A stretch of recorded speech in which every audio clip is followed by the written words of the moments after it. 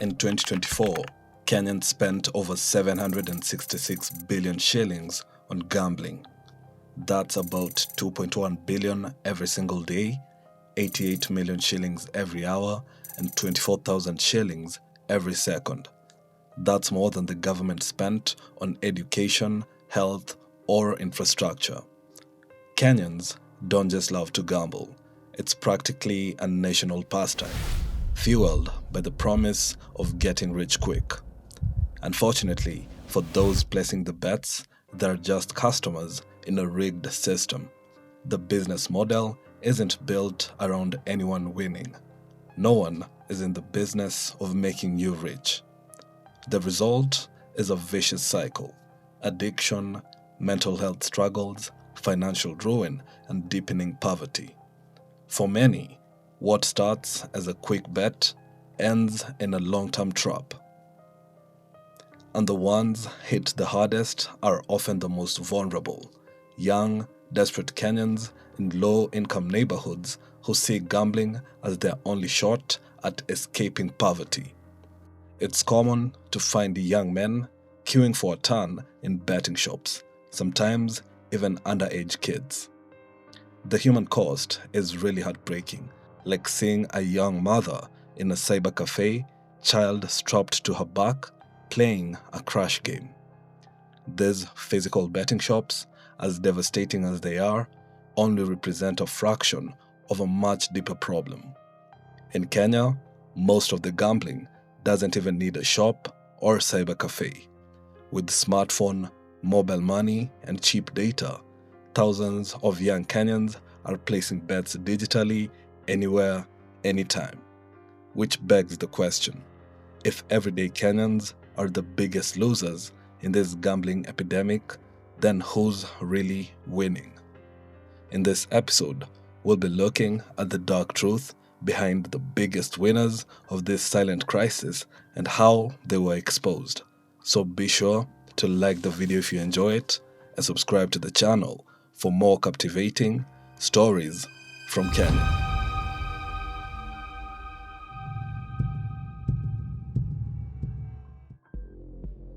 For many struggling Kenyans, the hope of a sudden, life-altering windfall represents more than just a fantasy. It's a lifeline they cling to in the face of daily hardship. But while ordinary Kenyans chase dreams, a select few secure guaranteed wins. Recently, one name seemed to embody that hope. Her name was ironically also Hope. Hope Ligami. On the surface, Ligami appears as Kenya's luckiest gambler.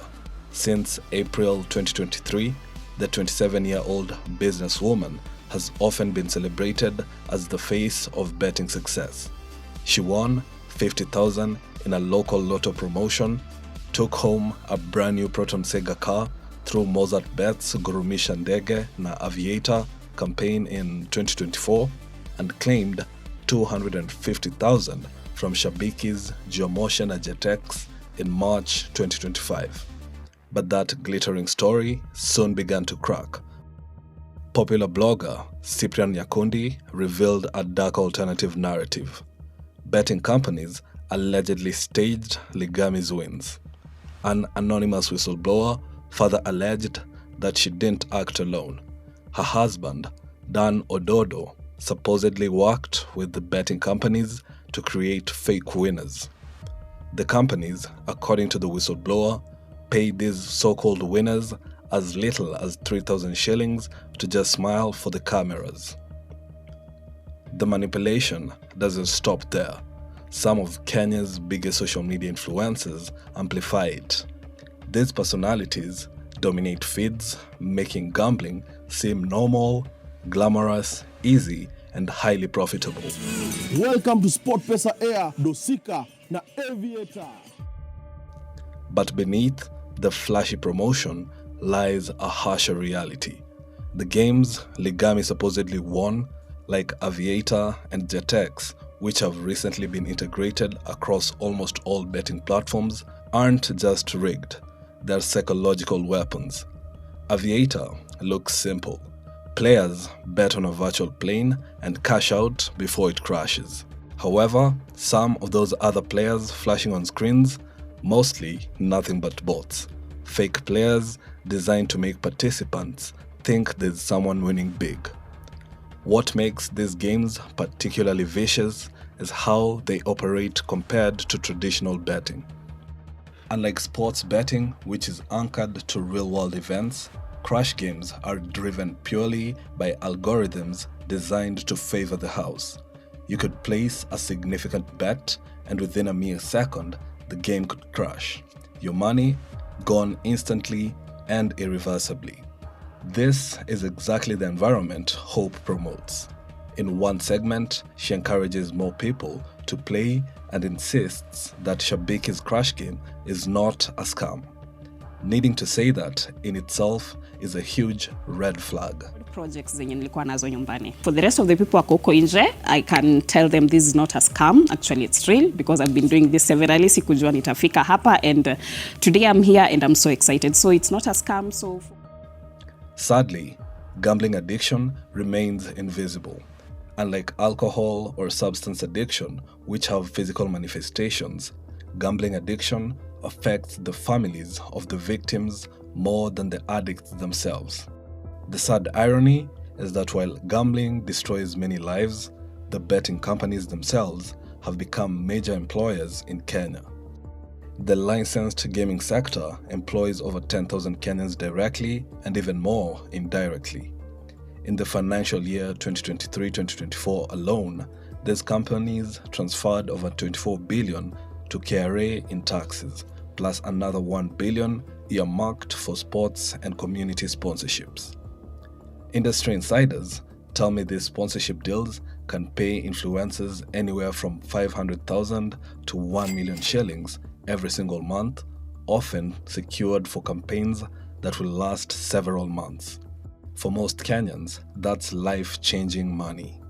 That's why, when the Betting Control and Licensing Board explicitly banned celebrity and social media influencers from endorsing or promoting betting firms across all platforms, the decision sparked intense debate. The influencers rallied together to condemn the ban, issuing an ultimatum to BCLB. The BCLB the other day is unfair to us because you are telling us not to influence for betting companies, where else you're still leaving the traditional media, that is TV and radio, right? Okay. So, Nagazeti. But targeting influencers seems like treating a symptom of a much bigger problem.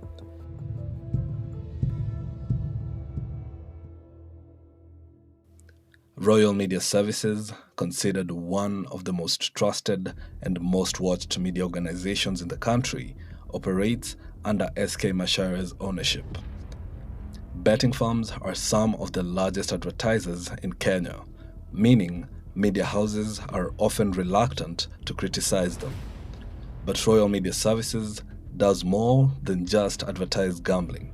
They have become players through the launch and massive push for Shabiki, a gambling platform that reports suggest SK Macharia owns. They now flood their vast media network, TV, radio, and digital with Shabiki promotions. Wataingia kwenye avieta. Wameingia already. Si ndio? Kuna wengine hata nilipata asubuhi wakicheza zingine nikawaambia wa shift. Wa shift kwa Shabiki. Kabisa. Ndio the best. Wewe ni Shabiki. Mimi ni Shabiki. Wewe ni ambassador wangu. Damu. Royal Media Services are not alone. Nation Media Group gave prime editorial support to the Pambazuka National Lottery, and Standard Media Group, owner of KTN and the Standard newspaper, promoted Lotto, integrating it into both news and entertainment. Across the board, Kenya's media shifted from watchdogs to stakeholders, normalizing gambling, dulling criticism, and magnifying the hype. But nowhere did this exploitation appear more cruel than on Yahweh's TV. What appeared to be a faith-based media outlet was in reality a platform for unregulated gambling games. These broadcasts were meticulously designed to exploit the most desperate and vulnerable members of society. For such individuals, encountering a message like "send 10 shillings to win 10,000 shillings" on a religious TV channel, it doesn't feel like gambling. It feels like a lifeline, perhaps even a blessing from God. The scam was disturbingly simple. During popular dubbed action movies, the station would cut to emotionally charged gambling segments. Ya 10,000 kwa tiketi ya 10. Nimesema dra kwetu ni ya 10,000 kwa tiketi ya 10. Nenda kwa lipa na M-PESA by goods and service. Once a viewer sent the initial 10 shillings to win the 10,000, the presenters would immediately claim that another fictional participant had just sent 20 shillings, overtaking them in the bid. To regain the lead, the viewer would be urged to send 30 shillings, then 50 shillings, and so on. In reality, there were no other participants, only a rigged system designed to stimulate competition and keep victims in a manipulated cycle of escalating payments. Ruth Wanjiko, an elderly woman from Kikuyu, lost over 6,000 shillings in less than 1 hour after responding to such an offer. Even after being scammed, she spoke as if she truly believed another woman was competing against her who had outbid her. However, screenshots from a whistleblower make it clear that Ruth was actually playing against herself. Kulikuwa na madam mwingine alikuwa kabila fulani, yeye ndio tulikuwa tunacheza na yeye. 10 bob ikafika 50, nikirusha 50 anarusha 100, nikirusha 200 yeye anarusha 300, tukaenda hivyo mpaka yeye akashinda mwanzoni na kitu kama 8k, yangu ilikuwa imefika 65. The sums might seem small, 10 shillings here, 50 shillings there, but investigators caught the prophet on record bragging about how one presenter made over 600,000 Kenya shillings per day from desperate Kenyans. Yet, none of the participants ever won anything. December, we used to get 600,000 per day on compulsory almost every day. Karibu nikaanza kuona na hii sisi zimekaa sana hapa sipane kidogo. Maana it was normal. Nikabidi unaweza paka 300. Ilikuwa normal. Kwa 600 ni normal tu, ni kitu cha kawaida. So, ukirudisha hiyo norm, then things are going to be better.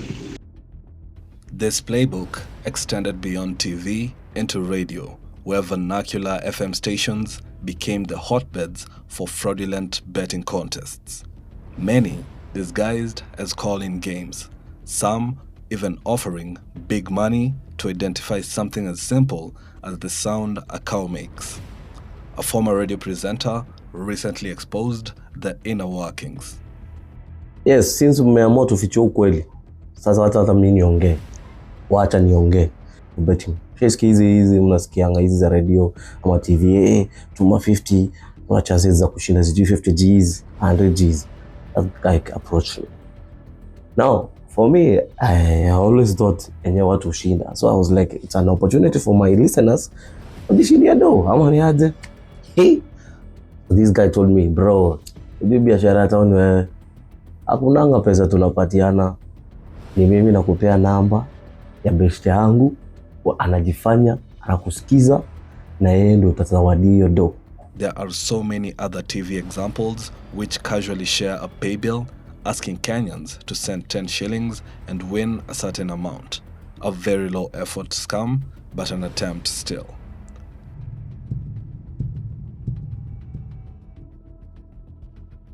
The reason behind regulatory failure seems to be due to political capture. To understand how politicians gained control of Kenya's betting industry, we must examine a pivotal moment in 2013. By then, M-PESA completely dominated the market, holding a 2/3 share and processing over 20 billion shillings in monthly wagers. In 2019, the government banned 27 betting firms, including M-PESA. Officially, they cited unpaid taxes and growing concerns over gambling addiction. However, the tax justification was questionable. the Kenya Revenue Authority had publicly recognized M-PESA as a top taxpayer, even awarding it 3 times. With billions at stake and M-PESA's dominance abruptly interrupted, the political elite seized the moment. This power shift explains why original firms like betting never returned, while a flood of newcomers quickly filled the void. From 2021 to 2023, over 100 new betting companies began operating in Kenya, setting the stage for even more explosive growth. The digital footprints of the real beneficiaries are either non-existent or deliberately obscured, buried under complex webs of shell companies, proxies, and offshore entities. Despite the secrecy, several politicians are directly named. Cabinet Secretary Alfred Mutua is reportedly behind Sakabet's Safi Limited. Meanwhile, Langata MP and media personality Jalango is associated with Pakamia. Oscar Sudi is reported to have a 30% stake in Bangbet. The most explosive allegations, however, center on Senator Aaron Cheruiyot. He's accused of enabling a scheme designed to divert gambling tax revenues away from the Kenya Revenue Authority. According to Nyakundi, the established system where betting taxes were remitted directly to KRA has allegedly been dismantled under the Kenya Kwanza administration. In its place, a shadowy, privately run collection mechanism has emerged. Under this system, betting firms are compelled to pay a 20% service fee to these private collectors, effectively siphoning off revenue before it reaches the state. Meanwhile, Senator Cheruiyot's image does little to deflect the mounting scrutiny. In one instance, he posted a TikTok video of himself walking with no apparent context. Many speculated that it was just to show off his red bottom shoes. On other occasions, he's been seen casually wearing a Versace silk shirt valued at over 200,000. This raises a troubling dilemma. If members of parliament and cabinet secretaries are secretly profiting from betting firms, how can they be expected to regulate them impartially?